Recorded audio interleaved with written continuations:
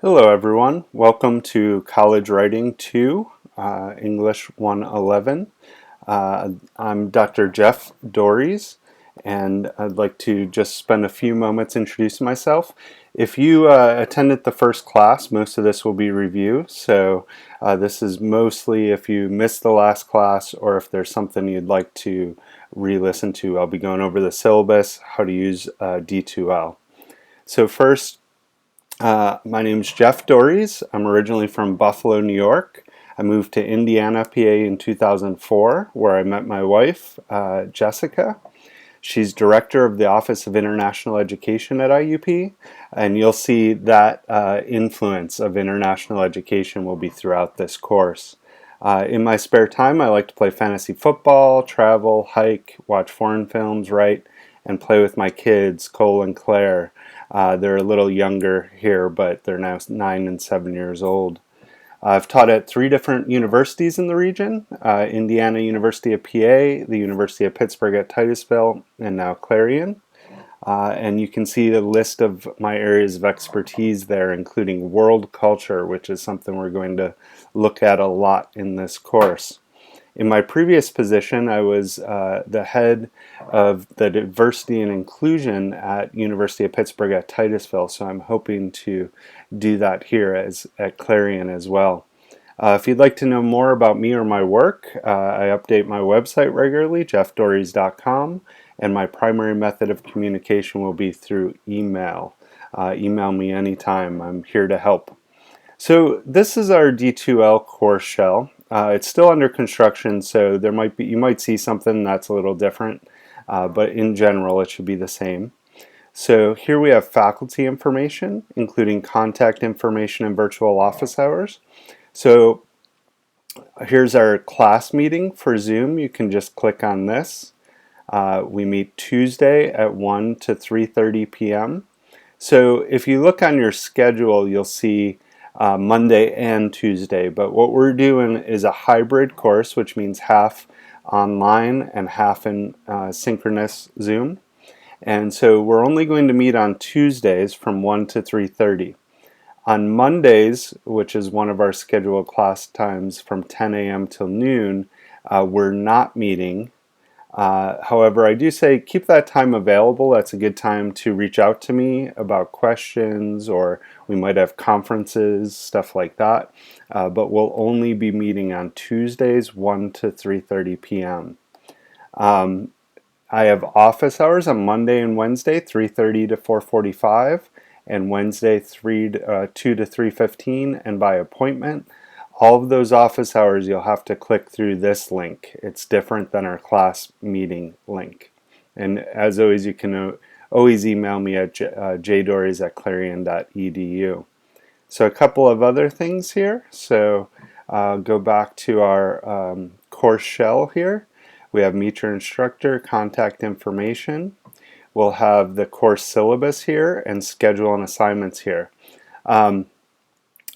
You'll see about 7 weeks scheduled out here, but I would say only for the first 2 to 3 weeks are firm.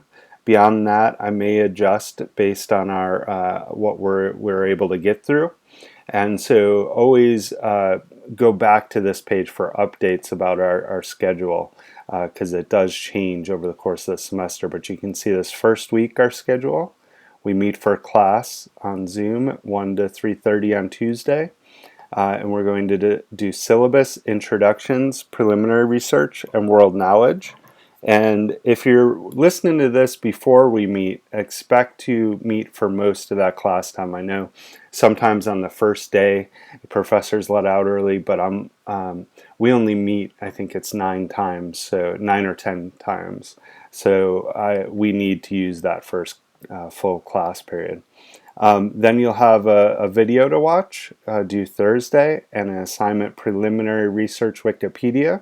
I'll go over that in the next video. Due Sunday, you'll have a reading, some questions. You'll have another homework assignment and a quiz. And you may say, oh man, that's a lot of work. Well, because we're not meeting that second time, that's 2 hours of class time that we're not using. And so that's the time that I expect you to be able to complete most of this classwork. But you'll be able to do it anytime before Thursday for here or anytime before Sunday here. So normally for this class, we're meeting 2.5 hours on Zoom, and then we're scheduled to meet 2 hours that we're not going to meet. So that's 4.5 hours. And then normally you would expect 1 to 3 hours worth of homework. So really for this class each week, including our class time, so that's 2.5 hours, expect to do 5 to 7 hours worth of work, okay? That's because we're not meeting, there will be extra assignments on here. Could be a video, could be extra homework assignments. Also, we're condensing a 15-week course into 10 weeks, so that's also why it's kind of heavy workload.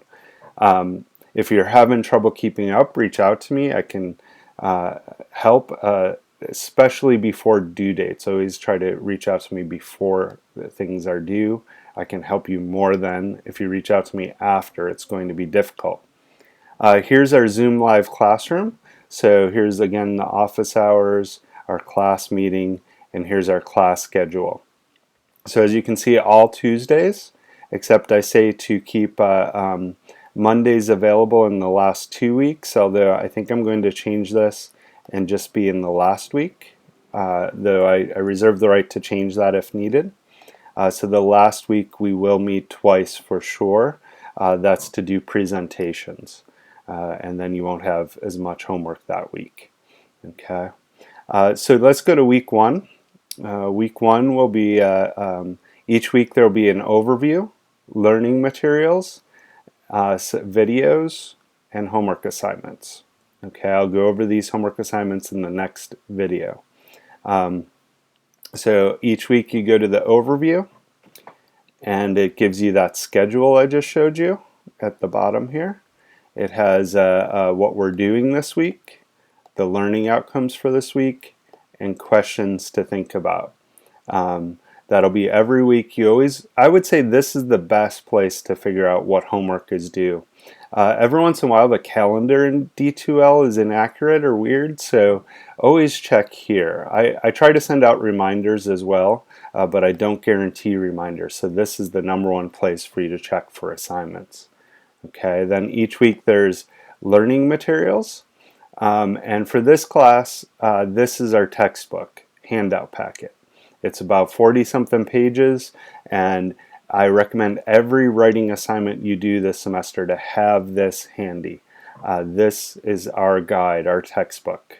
Okay, I would think it would be helpful to print it out, but I understand if you can't print 40 pages, then have it on your desktop and ready to refer to. This first week you're going to need a keyword chart. I'll discuss that in the next video. It's not something you'll turn in, but it's something that's going to help you next week, starting next week when we get more into library searches. I'll go over that a little more in the next video. So other than that, the assignments are here and videos are here. I want to go back to our syllabus. Okay, and I'm going to do a really fast version of this because I will be doing this in class as well, but I do want to have this available in case anyone misses that first class or needs to know a little more. So this course emphasizes the development of critical thinking through analytical and argumentative writing and introduces students to research writing. I always tell students research writing takes time.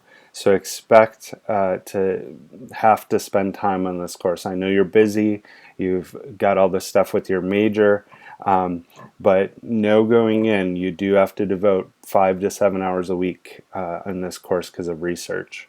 It just takes longer to do. Textbooks are not required. Our textbook is that handout packet. Again, I recommend printing it out. And this is a blended hybrid course. We will be doing half the work in person on Zoom and half the work you'll be doing asynchronously on your own. Each week or module starts on Monday and ends on Sunday. So make sure to finish assignments early in case there's a difficulty of some kind. I know students like to wait to the deadline to complete assignments, But say you have a technical issue at assignments are due 11:30 on Sunday night, and you email me at 11 o'clock on Sunday night. Well, my son wakes up at 5:30 in the morning, so odds are I'm not going to be available 11 o'clock on Sunday night. So I recommend starting assignments early. That way, if there's a problem, I can be of more help. If you wait till the last minute, you might end up out of luck. Okay, so this class, the basic components of what I have to teach in this class are critical thinking, writing, and research. Years ago when I first developed this class, I didn't know how to teach critical thinking skills. I could take the definition and we'd try to apply it in all these different ways, and I'd throw things at the wall and it just wouldn't work very well. At that same time, I was in a PhD program where over half of the program was students from non-Western countries. I also at that time started dating the woman who would become my wife, and she worked in the international office at IUP. So there was a good period of my life, at least a decade, where I had more friends from non-Western cultures than I have from the US. And to this day, it's probably equal. So what was happening was I was struggling in class to teach critical thinking, and then I would come home at night and I'd have these conversations with people from all over the world. And these conversations challenged everything I knew about the world, everything I knew about myself, everything I knew about my community, everything I knew about my country was challenged through meeting these people. And that's really the heart of critical thinking, is trying to get outside of your own view to try to get a less biased view, try to see through the perspective of others. Those are integral parts of critical thinking. So it took a little while for me to figure this out, but eventually I decided, hey, since I'm experiencing critical thinking every night, why don't I bring this into the classroom, right? And so in this class, as well as most English classes, a lot of instructors like using a theme. That way it kind of guides your research, it guides your writing. So our theme is going to be studying things of your interest, ideas of your interest in non-Western cultures. Non-Western cultures, I'll go over this more in the next video. We're mainly focused on Asia, the Middle East, Africa, and, well, different parts of Asia. So we will not be focusing on Europe, Australia, the US, South America, or Central America. It's a bit arbitrary what regions I'm choosing to focus on, but through teaching this theme for quite a while, I found the best results, the most critical thinking happens when we look at these non-Western cultures who are very, very different from ourselves. So I'll go over that a little more in the next video. You can read through our course summary here. This is really just formalizing what I just told you, and I want to try to keep this video short, but we'll be looking at research techniques that can help you in a lot of different ways, not just at the academic level. For example, learning about other cultures and learning how to research can help you in any job. So for example, if you're a doctor or going into the medical profession, if you will be dealing with immigrants, with people who are here on green cards, with students from other countries. And if you try to serve them in a way that is from a Western mindset, you're not serving them in the best possible way. And we'll discuss that quite a bit this semester.